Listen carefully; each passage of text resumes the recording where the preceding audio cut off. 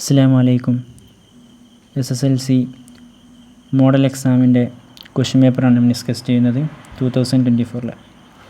അപ്പോൾ അതിൽ ഒന്നാമത്തെ ചോദ്യത്തിൽ തന്നെ നമുക്ക് തുടങ്ങാം. ചോദ്യം മനസ്സിലാക്കിയതിന് ശേഷം ഈ ഒരു ചോദ്യം മനസ്സിലാക്കി കഴിഞ്ഞാൽ നമുക്ക് നമ്മുടെ ഇനി വരുന്ന എക്സാമിൽ ഈ ഒരു ചോദ്യം ഇതിൻ്റെ പാറ്റേണിൽ വരുന്ന ചോദ്യത്തിന് നമുക്ക് ഉത്തരം ചെയ്യാൻ സാധ്യമാകും. അപ്പോൾ ഒന്നാമത്തെ ചോദ്യം കാന ഉമർ ഇബ്നു ഖത്താബ് റളിയല്ലാഹു അൻഹു ഡാഷ് ആദിലൻ എന്നാണ്. ഇതിൻ്റെ ആൻസർ ഹാക്കിമിൻ എന്ന് കൊടുത്തിട്ടുണ്ട്. അപ്പോൾ ഇതിൻ്റെ ഉത്തരം നമുക്ക് പഠിച്ചു വെച്ചാൽ ഇനി വരുന്ന നമ്മുടെ മെയിൻ എക്സാമിന് ഒരു പക്ഷേ ഇതിൻ്റെ പാറ്റേണിൽ വരുന്ന ചോദ്യങ്ങൾക്ക് ഉത്തരം നമുക്ക് ആൻസർ ചെയ്യാൻ സാധ്യമാകും. അപ്പോൾ ഇവിടെ കാനഹ്വാത്ത് നമ്മൾ പഠിച്ചിട്ടുണ്ട്. അപ്പോൾ കാനയാണ് ഇവിടെ നേരിട്ട് വന്നത്. ഒരു പക്ഷേ കാനയുടെ മറ്റു സഹോദരങ്ങളുണ്ട്, അവകളിൽ ഏതെങ്കിലും നിന്ന് വന്നാൽ ഇതേ റൂൾസ് തന്നെയാണ് അവിടെ പാലിക്കേണ്ടത്. അപ്പോൾ റൂൾസ് എന്താണെന്ന് വെച്ചാൽ കാനയുടെ ഇസ്മിനിക്ക് എന്താകാം, റഫായിരിക്കും. അതുപോലെ തന്നെ അതിൻ്റെ ഖബറിനിക്ക് നസ്ബുമായിരിക്കും. അപ്പോൾ നമുക്ക് മനസ്സിലാക്കാം ഹാക്കിമൻ എന്നാണ് ഇതിൻ്റെ ഉത്തരമെന്ന്. ഹാക്കിമൻ എന്നുള്ളത് നസ്ബാണ്. നസ്ബ് എന്ന് പറഞ്ഞാൽ ഫതഹായിട്ട് വരും, ഫതഹ് തൻവീൻ, അതാണ് നസ്ബ്. അത് മാറിപ്പോകരുത്. അപ്പോൾ കാനയുടെ ഇസ്മിനിക്ക് ഇവിടെ ഇസ്മ എന്താണ്, ഉമർ ഇബ്നു ഖത്താബ്, ഉമറു എന്ന് കൊടുത്തില്ലേ, അവിടെ റഫ് കണ്ടില്ലേ നിങ്ങൾ, ലമ്മായിട്ട് കാണിക്കുന്നത് അതാണ്. അപ്പോൾ കാനയുടെ ഇസ്മിനിക്ക് എന്താക്കും, റഫായിരിക്കും. അതിൻ്റെ ഖബറിനിക്ക് ഇവിടെ ഖബറാണ് ചോദിച്ചത്, ഡാഷിലെടുത്ത് ഖബറാണ് കൊടുക്കേണ്ടത്, ഇവിടെ ഹാക്കിമ എന്നാണ് കൊടുക്കേണ്ടത്, നസ്ബായിരിക്കും.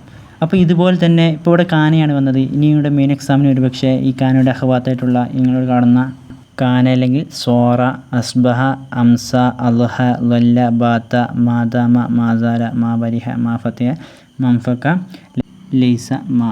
അപ്പോൾ ഇതിലേതെങ്കിലും ഒന്നായിരിക്കും വരിക. പക്ഷെ ഇതിൽ ഫസ്റ്റത്തെ ഈ മൂന്നാലിനെ ചോദിക്കുകയുള്ളൂ നിങ്ങളെ സംബന്ധിച്ചിടത്തോളം. അപ്പോൾ ഈ ചോദ്യം നിങ്ങൾക്ക് മനസ്സിലായെന്ന് വിചാരിക്കുന്നു. നമുക്ക് അടുത്ത ചോദ്യത്തിൽ പോകാം.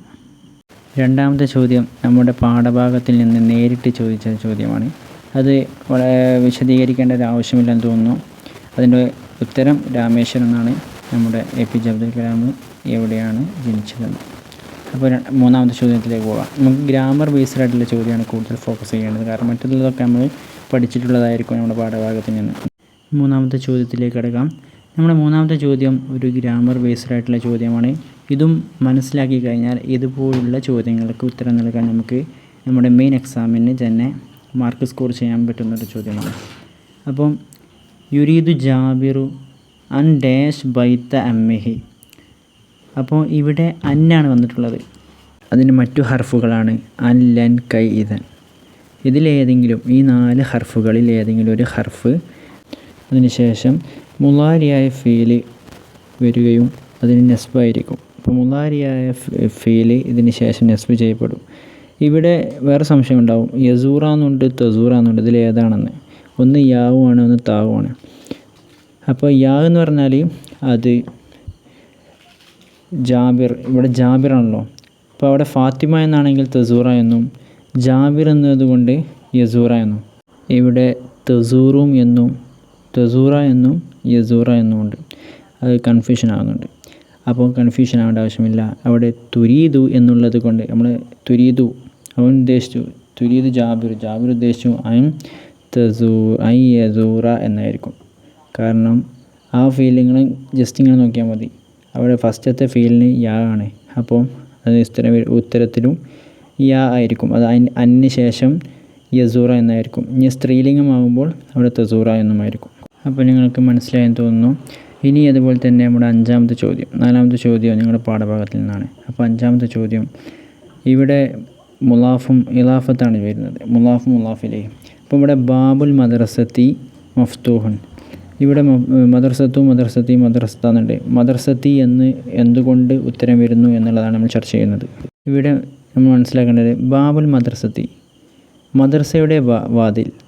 അപ്പോൾ ഒന്നിൻ്റെ നമ്മളൊന്ന് ചേർക്കുന്നത്, അതായത് മദ്രസയുടെ വാതിൽ, അതുപോലെ തന്നെ നമ്മളൊന്നുമായിട്ട് ബന്ധിക്കൂലേ. അപ്പോൾ സെയ്ദിൻ്റെ കുപ്പായം, അപ്പോൾ സെയ്ദിൻ്റെ കുപ്പായം, മദ്രസയുടെ വാതിൽ, അങ്ങനെ ഒന്നുമായിട്ട് ചേർക്കുന്നതിന് അതിനാണ് ഇലാഫത്ത് എന്ന് പറയുക.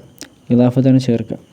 അപ്പോൾ ഇവിടെ ബാബുൽ മദ്രസത്തി, അപ്പോൾ അങ്ങനെ വരുന്ന ശേഷം വരുന്ന ഫീലിന് ഇസ്മിനിക്ക് ഇപ്പോൾ മദ്രസ എന്നാണ് വന്നിട്ടുള്ളത്, അതിനൊക്കെ നസ്ബായിരിക്കും. അതാണ് നമ്മൾ നോക്കേണ്ടത്. ഇപ്പോൾ ബാബുൽ മദ്രസത്തി എന്നാണ് വരിക. അപ്പോൾ ഈ ബാബ് എന്നുള്ളതിന് അലിഫ്ലാമൊന്നും ഉണ്ടാവില്ല. ശേഷമുള്ള മദ്രസത്തി എന്നുള്ളതിന് എന്താവും, അലിഫ്ലാം ഉണ്ടാകുന്നതിന് പ്രശ്നമില്ല.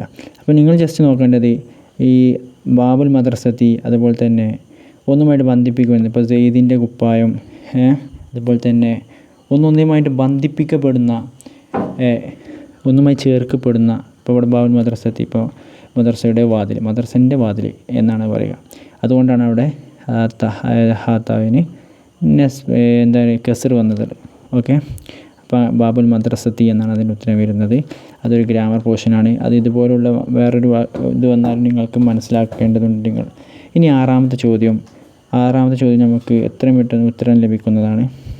ആറാമത്തെ റത്തിബിൽ കലിമാത്ത്, ഇത് ഓർഡറിലാക്കാനാണ് പറഞ്ഞത്. ഇവിടെ അൽ മുസാരിഊന യസ്ഹബു അൽ ഹക്കലു ഇല ഇങ്ങനെ കൊടുത്തിട്ടുള്ളത്. അപ്പോൾ നമ്മുടെ ഈ അറബിൻ്റെ ഗ്രാമറിൽ വരുന്നതാണത് ഒരു ഫീല്, ഫായില്, മഫൂല്, ഇങ്ങനെയാണ് അതിൻ്റെ ഒരു സെൻറ്റൻസിൻ്റെ സ്ട്രക്ചർ വരുന്നത്. അപ്പോൾ ഇവിടെ യസ്ഹബു എന്നുള്ളതാണ് ഫീല്. യസ്ഹബ പോയി, യസ്ഹബു പോകും, എനിക്ക് പോകുന്നു എന്നുള്ളത്.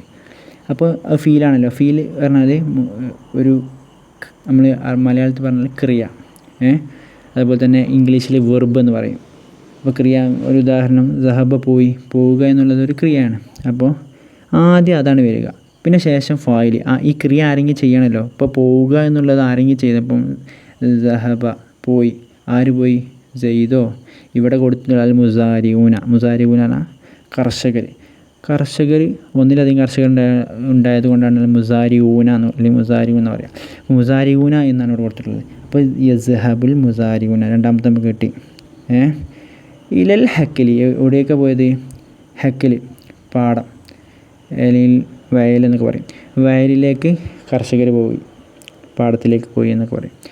അപ്പോൾ അത് മനസ്സിലാക്കാൻ ആദ്യം നമ്മൾ എന്താക്കണം, അതിൻ്റെ ഫീലിനെ എല്ലാം നമ്മൾ ഇനി വേറെ ചോദ്യമായിരിക്കും. ഫീലിനെ ആദ്യം എടുക്കാം, പിന്നെ ഫായിലിനെ എടുക്കാം. ഫായിൽ മുസാരിഊന, പിന്നെ അതിന് ശേഷം വരുന്നത് ഫായിലിന് ശേഷം ഇലൽ ഹക്കിലി. അപ്പം ലേക്ക് എന്നുള്ള അർത്ഥമാണ് ഇല്ല എന്ന് വരിക. അവിടെ ചിലപ്പോൾ നിങ്ങൾ വേറെ കാര്യം വരും, പക്ഷേ ഫീലും ഫായിലും അതിന് ശേഷം മഫൂൽ വരും. ഇത് മനസ്സിലായെന്ന് നിങ്ങൾക്ക് വിശ്വസിക്കുന്നു. നിങ്ങളുടെ അഭിപ്രായങ്ങൾ നിങ്ങൾ രേഖപ്പെടുത്തണം. അതുപോലെ തന്നെ നിങ്ങൾ വീഡിയോ കണ്ടതിന് ശേഷം നിങ്ങൾക്ക് ഇഷ്ടപ്പെട്ടെങ്കിൽ അല്ലെങ്കിൽ നിങ്ങൾക്ക് മനസ്സിലായെങ്കിൽ നിങ്ങൾ സബ്സ്ക്രൈബ് ചെയ്യാൻ മറക്കരുത്. ശുക്രൻ.